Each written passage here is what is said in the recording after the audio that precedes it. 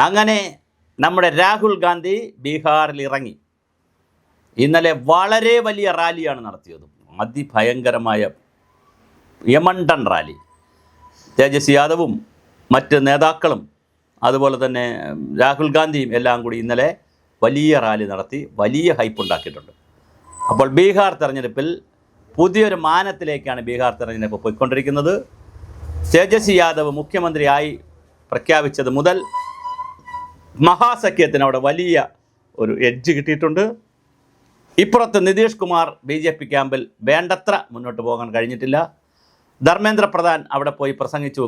കേരളം പോലും ഇതാ ഈ നാഷണൽ എഡ്യൂക്കേഷൻ പോളിസി കമ്മ്യൂണിസ്റ്റുകാർ വരെ അംഗീകരിച്ചിരിക്കുന്നു, ഒപ്പിട്ടു എന്ന് പറഞ്ഞു. പക്ഷേ 24 മണിക്കൂറിന് മുമ്പേ ദേവേന്ദ്ര പ്രധാന് മാറ്റിപ്പറയേണ്ടി വന്നു, അല്ലെങ്കിൽ മാറ്റിപ്പറയേണ്ടി വരും. അദ്ദേഹം പിന്നെ പ്രസംഗിച്ചില്ല. അപ്പോൾ എന്തായാലും കേരളം NEPയിൽ നിന്ന് പിന്മാറുന്നു എന്നുള്ള വാർത്തയാണ് വന്നിരിക്കുന്നത്.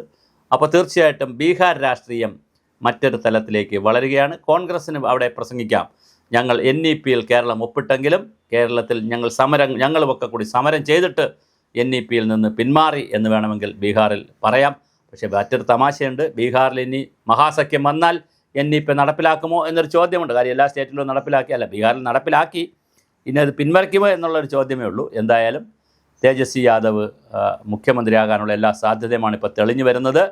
നമുക്കിനി വളരെ കുറച്ച് ദിവസങ്ങളേ ഉള്ളൂ. 14-ാം തീയതി നവംബർ 14 എന്ന് പറയാൻ ഇനി ഒരു 2 ആഴ്ചയോ കഷ്ടിയുള്ളൂ.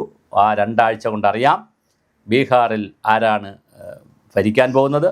ഇപ്പോഴത്തെ കണക്കനുസരിച്ച് വളരെ പിറകിൽ നിന്ന മുയലും ആമയും തമ്മിലുള്ള ഓട്ടത്തിൻ്റെ കഥയൊക്കെ പറഞ്ഞതുപോലെ വളരെ പിറകിൽ നിന്ന തേജസ്വി യാദവിൻ്റെ മഹാസഖ്യം ബഹുദൂരം അതിവേഗം മുന്നിലേക്ക് കയറുന്ന കാഴ്ചയാണ് കാണുന്നത്.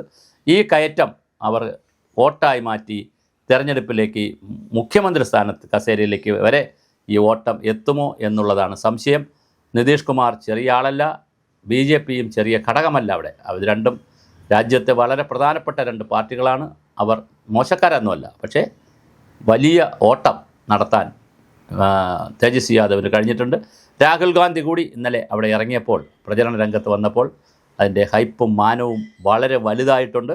വോട്ടധികാരി യാത്രയുടെ ഭാഗമായും വോട്ട് കള്ളന്മാരെന്നൊക്കെ പറഞ്ഞുള്ള നടത്തിയ യാത്രയിലും വളരെ വലിയ തോതിൽ BJPയെ പ്രതിരോധിക്കുവാൻ രാഹുൽ ഗാന്ധിക്ക് കഴിഞ്ഞു. അതിൻ്റെ ഒരു തുടർച്ചയായി ഇലക്ഷൻ കമ്മീഷൻ തന്നെ ഒന്ന് ഞെട്ടി. ഇലക്ഷൻ കമ്മീഷൻ SIR വരെ ചെയ്യേണ്ടി വന്നു, സ്പെഷ്യൽ ഇൻറ്റൻസീവ് റിവിഷൻ വരെ ചെയ്യേണ്ടി വന്നു ഇലക്ഷൻ കമ്മീഷന്. അപ്പോൾ തീർച്ചയായിട്ടും ഇത് വലിയൊരു തിരിച്ചടിയാണ് അവിടെ സംഭവിച്ചുകൊണ്ടിരിക്കുന്നത്. നിതീഷ് കുമാറിനും അതുപോലെ തന്നെ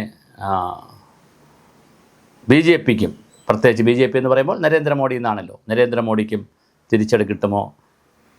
തേജസ്വി യാദവ് രാഹുൽ സഖ്യം രഥയോട്ടം നടത്തുമോ? മുഖ്യമന്ത്രി കസേര കൊണ്ടുപോകുമോ?